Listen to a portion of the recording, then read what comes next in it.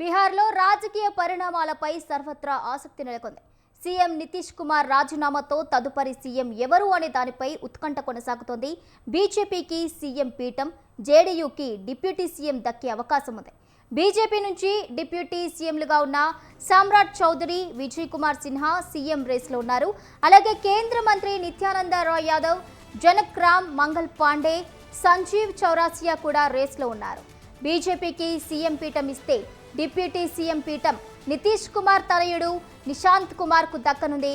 నేడు ఢిల్లీలో కేంద్ర హోంశాఖ మంత్రి అమిత్ షాతో బీహార్ డిప్యూటీ సీఎం సామ్రాట్ చౌదరి భేటీ కానున్నారు.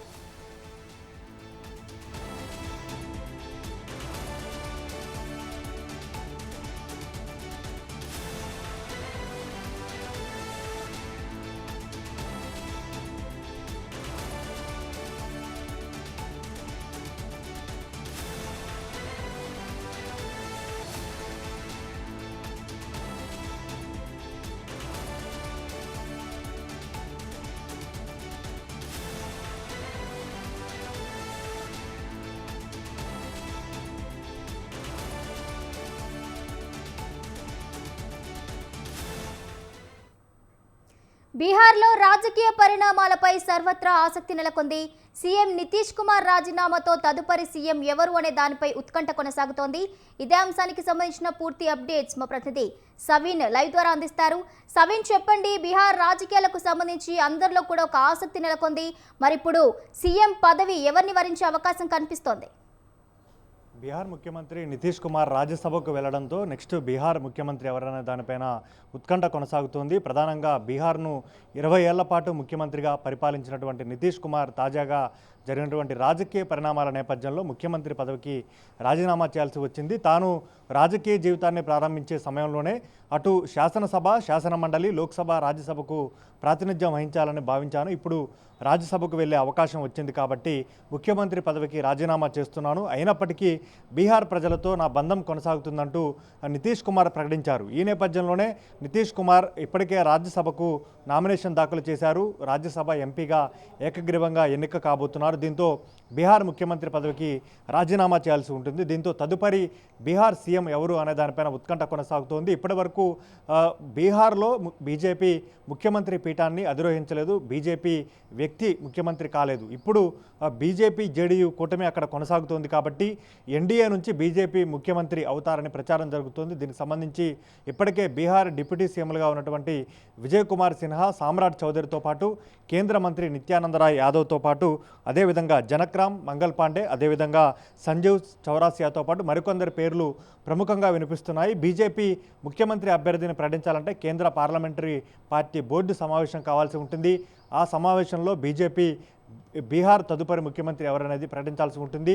అయితే బీజేపీ ఎప్పుడు ఆయా రాష్ట్రాలకు సంబంధించినటువంటి అసెంబ్లీ ఎన్నికల్లో బీజేపీ ముఖ్యమంత్రి అభ్యర్థులను ప్రకటించే సమయంలో వ్యూహాత్మకంగా కొత్త పేర్లను తెరపైకి తీసుకొస్తుంది. ఇప్పుడు వినిపిస్తున్నటువంటి డిప్యూటీ సీఎంలు విజయ్ కుమార్ సిన్హా, సామ్రాట్ చౌదరి పేర్లలో ఈ ఇద్దరి పేర్లలో ఒకరిని ముఖ్యమంత్రి అభ్యర్థిగా ప్రకటిస్తారా, లేకపోతే ఎవరైనా కొత్త వారిని తెరపైకి తెస్తారనేది కూడా ప్రముఖంగా వినపడుతోంది. అయితే సామ్రాట్ చౌదరి పేరు ప్రముఖంగా వినపడుతోంది. ఓబీసీ సామాజిక వర్గానికి చెందినటువంటి సామ్రాట్ చౌదరి ఆర్జేడీ నుంచి బీజేపీలో చేరారు కాబట్టి అతనికి బీజేపీ సీఎం పీఠం దక్కే అవకాశాలు ఉన్నాయా లేదా అనేది కూడా సందిగ్ధత కొనసాగుతుంది. అయితే మొదటి నుంచి ఏబీవీపీ, ఆర్ఎస్ఎస్ బ్యాక్గ్రౌండ్ ఉన్నటువంటి కేంద్ర మంత్రి నిత్యానంద రాయ్ యాదవ్ను కూడా బీజేపీ ముఖ్యమంత్రి అభ్యర్థిగా ప్రకటిస్తే ఏ విధంగా ఉంటుందనే చర్చ కూడా జరుగుతోంది. యాదవ్ సామాజిక వర్గానికి చెందినటువంటి నాయకుడు కాబట్టి ఆర్జేడీకి చెక్ పెట్టవచ్చనే భావన కూడా బీజేపీ అధిష్టానం నుంచి వినపడుతోంది. మొత్తానికైతే బీజేపీ జేడీయూ కూటమి నుంచి బీహార్లో, ఉత్తర భారతంలో ఇప్పటివరకు బీహార్లో బీజేపీ ముఖ్యమంత్రి కాలేదు కాబట్టి ఇప్పుడు అందివచ్చిన అవకాశంతో బీజేపీ వ్యక్తి ముఖ్యమంత్రిని చేయాలని బీజేపీ అధిష్టానం భావిస్తోంది. దానికి సంబంధించి నితీష్ కుమార్ ఎప్పుడైతే రాజీనామా చేశారో ఆ తర్వాత బీజేపీకి సంబంధించినటువంటి వ్యక్తి ముఖ్యమంత్రి కాబోతున్నారనే చర్చ కూడా పెద్ద ఎత్తున రాజకీయ వర్గాల్లో నడిచింది. అయితే బీజేపీ వ్యక్తి బీహార్ ముఖ్యమంత్రి అయితే డిప్యూటీ సీఎంగా నితీష్ కుమార్ తనయుడు నిశాంత్ కుమార్ను ప్రకటించే అవకాశం కూడా కనబడుతోంది. నిన్ననే బీహార్ పాట్నాలో ఉన్నటువంటి జేడీయూ ప్రధాన కార్యాలయంలో నిశాంత్ కుమార్ జేడీయూ సభ్యత్వాన్ని తీసుకున్నారు. ఇప్పటివరకు నిశాంత్ కుమార్ ఎక్కడా క్రియాశీలక రాజకీయాల్లో లేరు. తన తండ్రి బీహార్ ముఖ్యమంత్రిగా 20 ఏళ్ల పాటు కొనసాగినప్పటికీ జేడీయూ రాజకీయ కార్యకలాపాల్లో కావచ్చు, జేడీయూ అభ్యర్థుల తరపున ఎక్కడా ఇప్పటివరకు నిశాంత్ కుమార్ ప్రచారం చేయలేదు, రాజకీయ పార్టీ కార్యక్రమాల్లో పాల్గొనలేదు. కేవలం అతను తన ఉద్యోగాన్ని నిర్వర్తించుకున్నారు. కానీ ఇప్పుడు ఒక్కసారిగా నితీష్ కుమార్ రాజీనామా చేయడంతో అందివచ్చిన అవకాశంతో తన కుమారుడు నిశాంత్ కుమార్ను పొలిటికల్ ఎంట్రీ ఇప్పించి డిప్యూటీ సీఎం చేయాలనే ఆలోచనలో నితీష్ కుమార్ ఉన్నట్లుగా తెలుస్తోంది. అందులో భాగంగానే బీజేపీకి సంబంధించినటువంటి వ్యక్తి ముఖ్యమంత్రిగా, నిశాంత్ కుమార్ ఉప ముఖ్యమంత్రిగా బీహార్లో నెక్స్ట్ ప్రభుత్వం ఏర్పడబోతుందనే చర్చ కూడా పెద్ద ఎత్తున రాజకీయ వర్గాల్లో జరుగుతుంది. ఈరోజు ఢిల్లీలో కేంద్ర హోంశాఖ మంత్రి అమిత్ షాతో బీహార్ డిప్యూటీ సీఎం సామ్రాట్ చౌదరి భేటీ కాబోతున్నారు. బీహార్లో నితీష్ కుమార్ రాజీనామా అనంతరం రాజకీయ పరిస్థితులు, సామాజిక సమీకరణాల ఆధారంగా తర్వాత ప్రభుత్వం ఏర్పాటు చేసే అంశంపై కేంద్ర హోంశాఖ మంత్రి అమిత్ షాతో సామ్రాట్ చౌదరి చర్చించబోతున్నట్లుగా తెలుస్తోంది. ప్రధానంగా బీహార్లో కుల సమీకరణాలు ఎక్కువగా ఉంటాయి, సామాజిక సమీకరణాలు ఎక్కువగా ఉంటాయి. కాబట్టి వీటన్నిటినీ బేరీజు వేసుకొని కొత్త ప్రభుత్వాన్ని ఏర్పాటు చేయాల్సి ఉంటుంది. ఇప్పటికే నితీష్ కుమార్ రాజీనామాతో హఠాత్ పరిణామంగా అంటే 2025లో బీహార్ అసెంబ్లీకి ఎన్నికలు జరిగాయి. సెప్టెంబర్, అక్టోబర్ మాసంలో ఎన్నికలు జరిగాయి. కేవలం 4 నెలల పాటే బీహార్ ముఖ్యమంత్రిగా నితీష్ కుమార్ కొనసాగారు. కాబట్టి నితీష్ కుమార్పై ఒత్తిడి తెచ్చి బీజేపీ అంటే ఎన్డీఏ నాయకత్వం, అధిష్టానం, ఎన్డీఏ పెద్దలు ఒత్తిడి తెచ్చి సీఎంగా రాజీనామా చేయించి రాజ్యసభకు పంపుతున్నారంటూ పెద్ద ఎత్తున విపక్షాలు, అటు ఆర్జేడీ కావచ్చు, ఇతర రాజకీయ పార్టీలు ఆరోపిస్తున్నాయి. మరోవైపు జేడీయూ నాయకులు, కార్యకర్తల్లో కూడా కొంత అసంతృప్తి ఉంది.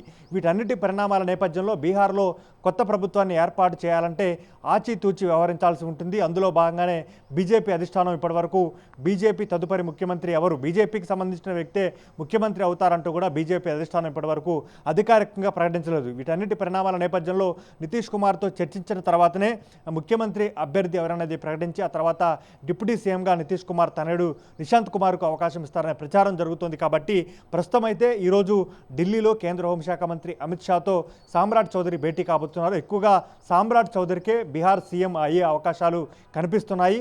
కుష్వాహా సామాజిక వర్గానికి చెందినటువంటి నాయకుడు, ఓబీసీ సామాజిక వర్గానికి చెందిన నాయకుడు. కాబట్టి సామ్రాట్ చౌదరి నెక్స్ట్ బీహార్ సీఎంగా అవుతారని ప్రచారం జరుగుతుంది. ప్రస్తుతం బీహార్ డిప్యూటీ సీఎంగా, హోంశాఖ మంత్రిగా కీలక బాధ్యతలు సామ్రాట్ చౌదరి నిర్వహిస్తున్నారు. కాబట్టి బీహార్ సీఎంగా సామ్రాట్ చౌదరికి బీజేపీ అధిష్టానం అవకాశం కల్పిస్తుందని ప్రచారం జరుగుతుంది. కానీ బీజేపీలో కేంద్ర పార్లమెంటరీ బోర్డుతో పాటు ఆర్ఎస్ఎస్ అండదండలు ఉన్న వ్యక్తే ముఖ్యమంత్రి అయ్యే అవకాశాలు పుష్కలంగా ఉంటాయి. కాబట్టి ఆర్ఎస్ఎస్ ఎవరి పేరును సూచిస్తుంది, బీజేపీ అధిష్టానం ఎవరి వైపుకు మొగ్గు చూపుతుంది అనేది కూడా మరికొద్ది రోజుల్లోనే స్పష్టత వచ్చే అవకాశం కూడా మనకు కనబడుతుంది.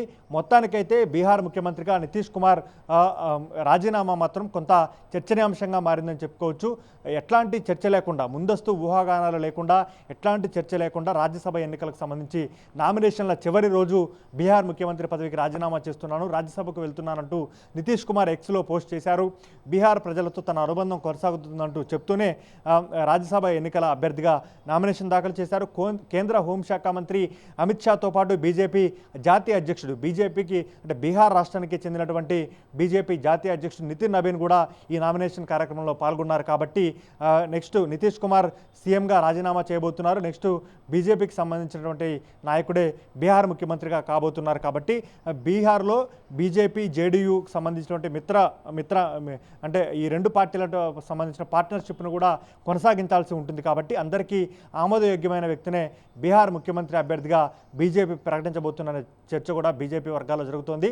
ఓవరాల్గా చూస్తే బీహార్ ముఖ్యమంత్రి ఎవరనేది 1-2 రోజుల్లో స్పష్టత వచ్చే అవకాశం కూడా కనబడుతోంది. ఆ తర్వాత కొత్త ప్రభుత్వాన్ని ఏర్పాటు చేయాల్సి ఉంటుంది. ఆ ముఖ్యమంత్రితో పాటు ఉప ముఖ్యమంత్రి, అదేవిధంగా మంత్రులు కూడా ప్రమాణ స్వీకారం చేయాల్సి ఉంటుంది. కాబట్టి దీనికి సంబంధించినటువంటి అఫీషియల్ తేదీని మరొకసారి ఎన్డీఏ పెద్దలు ప్రకటించే అవకాశం కూడా కనబడుతోంది. Right, thank you సవిన్, thank you for the updates.